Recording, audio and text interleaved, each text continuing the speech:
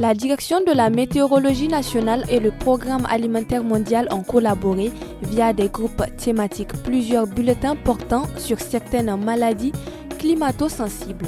Pour Kachala Lawan, il y a des paramètres climatiques qui influent sur le développement de certaines maladies comme le paludisme. Ce n'est pas toutes les maladies qui sont impactées par le climat, mais il y a des maladies dites climato-sensibles. D'accord ? Et donc, ça veut dire quoi? Ça veut dire qu'il y a des paramètres climatiques, tels que la température, l'humidité, les précipitations, la chaleur, toutes ces choses-là qui peuvent, ou la poussière, qui peuvent agir, n'est-ce pas, sur la santé humaine. On fait une carte de synthèse. Donc, c'est une carte des risques du paludisme, par exemple, au mois de septembre. Donc, vous voyez, tout ce qui est en rouge, c'est les risques élevés du paludisme. C'est sur le sud de Soro, nous avons le sud Maradi. Et un peu en orange, là, nous avons donc le risque modéré. Et après, dans la zone désertique, où il y a moins, ces paramètres n'ont pas de valeur assez importantes, surtout pour ce qui est de la précipitation et de l'humidité, nous avons les risques qui sont faibles. Pour l'épidémiologiste Issaka Salifou, il faut conserver certaines mesures préventives contre le paludisme tout au long de l'année et d'autres de manière périodique. Il appelle à maintenir une certaine hygiène environnementale pour empêcher la prolifération des moustiques vecteurs du paludisme. Nous vivons le paludisme tout au long de l'année au Niger. Donc certaines mesures, on doit les conserver tout au long de l'année.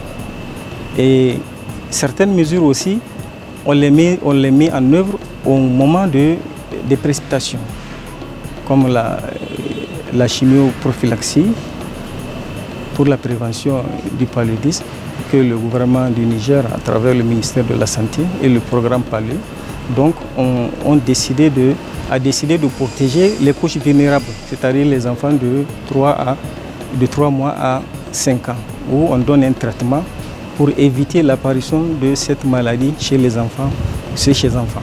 Et les autres mesures sont les mesures que vous et moi, nous devons observer toute l'année: l'hygiène, la salubrité et dormir sous moustiquaires imprégnés. Pendant la saison de pluie, il faut éviter l'apparition des flaques d'eau autour et à l'intérieur des maisons. Il faut éviter la présence des objets qui peuvent recueillir et conserver l'eau où le moustique pourrait se développer. Et aussi, il faut traiter les domiciles. Il y a des traitements intradomiciliaires avec des produits chimiques qui peuvent détruire les moustiques. Et aussi, il ne faut pas oublier de traiter les fosses. Les fosses septiques qui ne sont pas bien fermées, même qui sont fermées, peuvent être des lieux de développement et de prolifération des moustiques. Et aussi les gîtes. Lorsque chez vous, vous avez une certaine verdure, il faut l'entretenir et aussi le traiter.